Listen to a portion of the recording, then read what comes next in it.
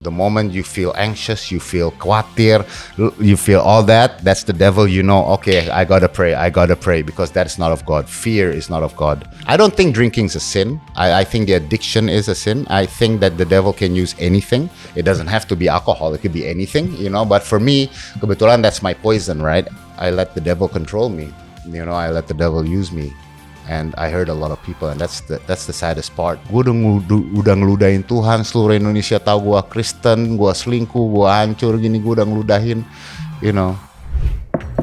Hai, ini gue Daniel, tetangga kamu. Yuk kita mulai. Zach, tapi ketika gue pengen tahu deh, ketika lu, jatuh dalam dosa ya kita bilang ya, ketika lu selingkuh, kenapa? Like was it because lu lagi dalam ada unhealthy atau lu lagi jauh sama Tuhan? Kalau at that time ya, kecolongan. Nggak, kalau at that time kecolongan, I have free will. At that time I was building my own company. Hubungan lu sama Tuhan gimana? Hubungan gue sama Tuhan tetap ngomong. Ini gue ceritain ya. Jadi gue tetap berusaha doa segala macam. But I remember there was so much pressure. This is 15 years ago, I think, lebih ya, 13 lah, my daughter's age, so 14. And there's certain things I cannot tell you where the pressure comes from, because gue lagi bangun perusahaan, gue import daging sama teman gue, gaji gue cuma 5 juta satu bulan, it's not enough, but that's all I could pay myself. But every day gue diserang, khawatir, because there's other pressure, khawatir. I remember gue tiap ke kantor gue di Kemayoran, tinggal jauh, tekanannya very heavy, khawatir, and khawatir semua itu from the devil, right? Salahnya gue, I wasn't praying, I wasn't going to war. You know, the moment you feel anxious, you feel khawatir, you feel all that, that's the devil. You know, okay, I gotta pray because that is not of God. Fear is not of God, right? But then at that time terus gitu, nah datanglah teman gue ada satu nawarin gue cimeng. Gue udah gak nyimeng, udah gak ngerokok, nothing gitu ya kan, udah minum nothing. And then tapi karena gue ngerasa, gue lupa, I did not go to war, I did not pray, I did not fight it off, you know. And so tawarin cimeng, gue masih ngomong sama Roh Kudus, gue bilang, Tuhan, Roh Kudus, Tuhan ditawarin cimeng mau ya gitu, gue pengen nyimeng, pusing. Di sini tuh alarm nyala, gitu, ngilu gitu rasanya. But so I knew, okay, enggak. Itu 4 kali dia datang teman gue, dan akhirnya gue bilang, Tuhan, gue nggak tahan. Because every day the pressure was on, terus, and then I smoked weed, and that time giting, I was high, and the problems were still there. That sebenarnya nggak problem, it's just pressure, you know, just outside voices, and then dari situ gue mulai minum lagi. I don't think drinking is a sin. I think the addiction is a sin. I think that the devil can use anything. It doesn't have to be alcohol. It could be anything, you know. But for me, kebetulan that's my poison, right? And so dari minum, gue mulai keluar lagi, mulai party, dan all my walls slowly broke down. You know, gue mulai karaoke, and gue ada syuting di Bali, and then, you know. Tapi gila ya, sorry.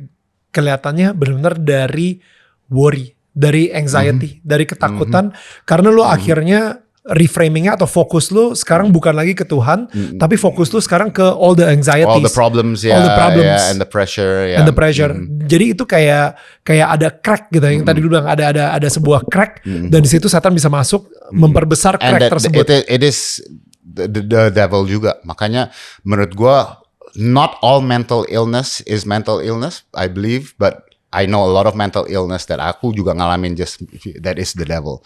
It is from the devil, it is setan gitu. And that's why we pray, no spirit on me except the Holy Spirit. Yeah, amen. You know, because it is true gitu. A lot of mental illness are pengaruh dari setan gitu. Nah, jadi akhirnya lu jatuh dalam dosa gitu. Tapi akhirnya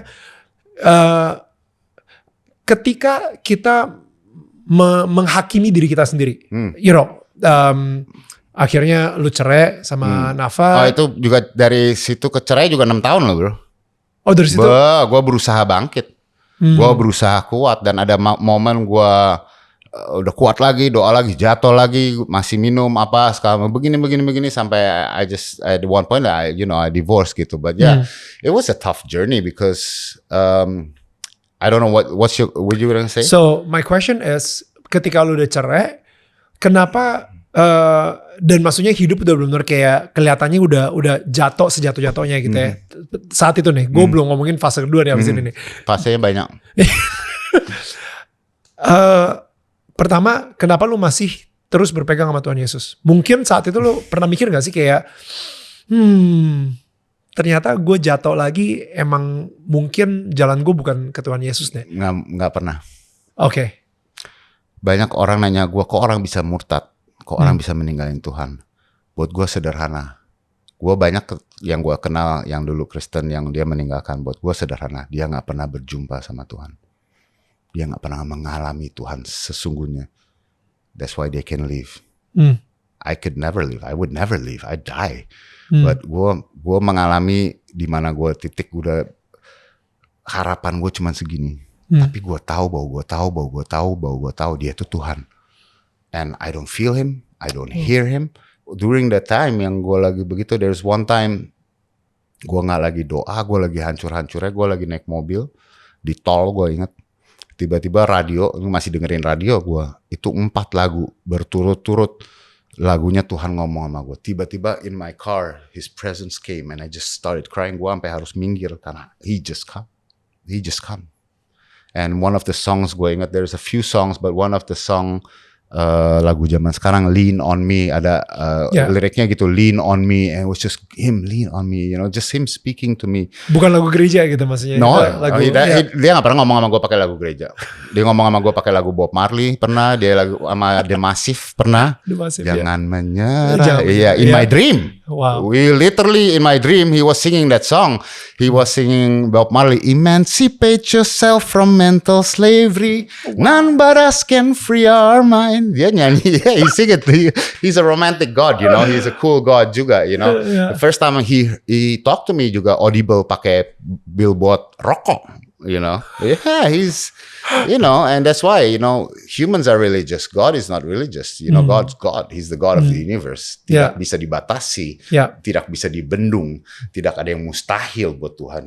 Nothing is impossible. You know? Dia bikin keledai ngomong sama lo. Keledai. Pada saat yang bersama dia bikin burung gagak yang harusnya itu kotor banget, tapi malah ngirim makanan ke lo gitu.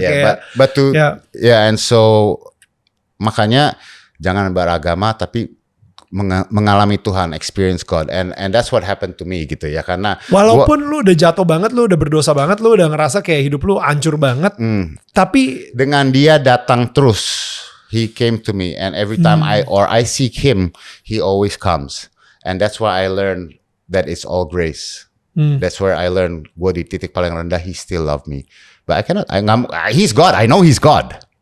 Dan pengalaman itu yang membuat gue selalu look back. I know he's God. I saw him, I met him, I experienced him. Nah, gue lagi ada satu titik juga waktu itu ada temen Ibu Natali. Dia tahu gue lagi hancur-hancurnya. Dan dia ada kenal sama hamba Tuhan, Nabi. Namanya Benaya Naresh, orang India. I remember this story because it was so profound. Because he said, Zach, gue gak mau tahu, gue kirimin lu mobil. Lu cuman punya waktu segini, lu jemput dia lagi khotbah, dari situ langsung ke airport karena dia harus cabut pergi ke pelayanan lagi gitu. So you only have that time frame in the sambil car. Sambil supirin dia gitu. Bukan gue yang nyupirin, gue di belakang. Ini Alphard. So, right. So I had to pick him up and then take him, and cuman ada waktu segitu. This guy is tajam, he's a prophet, so very sharp voice of God, right? So got in the car, I was the lowest, benar-benar yang lu ngomong titik paling rendah itu I feel like a sinner, I feel like gue berusaha bangkit nggak bangkit. Satu Indonesia tahu kalau misalnya. Seluruh Indonesia tahu, ya kan. I feel everything lah, and then di sini juga kosong bro, lu pikir dosa enak nggak enak. Orang kalau udah ngalamin Tuhan tuh dosa tuh nggak enak, bener-bener, dan lu nggak bisa lepas gitu. Gue nggak bisa lepas, bangkit lagi jatuh lagi, you know, but you feel so empty, you feel like wah, you know, and the devil, the shame, the guilt, everything is not nice gitu. And so I was hoping for, wah Tuhan ngomong gini. He just looked at me. You're okay. You know the way home. That's it. Never said anything at all sepanjang jalan sampai Soekarno-Hatta. He just said that you're okay. Dia juga santai gitu. You're okay. You know the way home. And then, but that hit me. I do know the way home. Wow. And I've been trying and trying and trying to Yeah. go home. And he's my home. His presence is my home, you know, and it's just, you know, Yeah. going home. Wow. Yeah. Gue sampai bikin kaos dulu, going home. Going home. Iya, gak pulang-pulang nih anak. Literally. Anak hilang. And then kenapa ketika lu udah merasakan Tuhan, kita mikir tuh kayak gila men. Lu merasakan Tuhan tuh udah itu udah titiknya udah di paling atas tuh. Udah enak banget gitu. Kayak udah susah untuk turun ke bawah lagi gitu. Kenapa masih bisa ada momen-momen di mana lo ngilang lagi? 2 tahun yang lalu lu bilang kalau misalnya lu udah mulai balik lagi ke minum lagi dan lain-lain gitu. I was drinking before that juga. Emang minuman gue gak bisa lepas. I try controlling it, gak bisa, ya kan. My dad used to say, he used to hate my drinking. Dia bilang, lu gak bisa minum deh, jangan minum deh. Lu gak bisa segelas 2 gelas wine, lu harus 3 botol gitu. I try to control it, social drinking begini terus. But I just get, in the long run-nya gue, you know. Efeknya apa? Tapi kalau misalnya minum? I don't want to pray. I used to pray drunk, you know, but then sekarang I go home, I don't pray. Udah pasti lu nggak doa, lu nggak nyembah, lu nggak baca Alkitab, and then all the walls go down, and I just become a stupid idiot, you know, and I do stupid stuff. And then, but the last ones were really bad. I hit rock bottom because I think with my dad dying, I became angry. Just all the negative, all the bad, jadi marah, jadi dendam, all that came back. You would all think that you know, 15 tahun yang lalu was the rock bottom atau 13 tahun yang lalu was the rock bottom. Tapi ternyata ada rock bottom lagi. This is another rock bottom. And so, but now I'm like, it's been 5 months now. So, but bener-bener gue nggak boleh sentuh, gue nggak mau sentuh. And alcohol. Yeah, alcohol. Because at that time sih, everyone left me. You know, even my girlfriend, orang yang udah paling mengasihi gue dan udah ngeliat gue bersihin muntah gue udah macam-macam gitu, and she had to leave juga because ya nggak tahan lah ya orangnya lama-lama ya gitu, and I was just toxic dan unhealthy. Yeah, dan everything toxic, everything, and I was like, who am I becoming? Gue jadi siapa? Gue udah bukan jadi anak Tuhan lagi. Literally udah kelakuan gue, perasaan gue, cara gue pikir udah jelimet, I let the devil control me. You know, I let the devil use me. And I hurt a lot of people, and that's the saddest part, because ketika shame and guilt come in, ya emang bener. And so I was just, you know, and then I was alone in my room. I had nowhere to go. Nggak bisa. I know where I'm going. Like, you know, I don't know. Actually, I still debate with God. Gue pikir Tuhan kalau orang langsung masuk neraka atau enggak, you know, I'm a Christian. What if I kill I talk to him about everything, you know, and so I never get the answer, but because you know the answer. Bakal langsung masuk neraka. Maybe not. How do we know? Because I know anak pendeta, my friend. True. Anak pendeta. True. Gimana kita hancurnya? My friend juga hancurnya sebagai bapak, anaknya. You know, but anyways, I had thoughts, I had all this, and then, but cuman one way to go, cry out to Jesus, you know, and he came. He still comes, and he will always come. And he doesn't need to come, but he comes. And that's the God we worship. He's so humble. Gue udah ngeludahin Tuhan, seluruh Indonesia tahu gue Kristen, gue selingkuh, gue hancur gini, gue udah ngeludahin, you know. Dia tetap datang membasuh kaki gue. I feel him. Gue lihat, gue ngerasain dia basuh kaki gue. He said, it's okay. I love you. I love you. You know, and you know, he over and over again. Orang pikir lu nih kurang ajar sekali, lu jatuh bangun, but he's the God of 1,000 chances. That's the power of the cross. Bukan kita mau seenak-enaknya hidup, no. It's a conversion of a heart. But we are human. We will always fail. We will always make a mistake. Yeah. Big or small, you will always make a mistake. In your mind, in your heart, in kelakuan, whatever it is. That's what he did. What he did on the cross is perfect. It's done. You are forgiven. Today, tomorrow, the past, it's done. And that's the power of his sacrifice. That's what he did on the cross. That's the power of the blood. Amen. And you just come.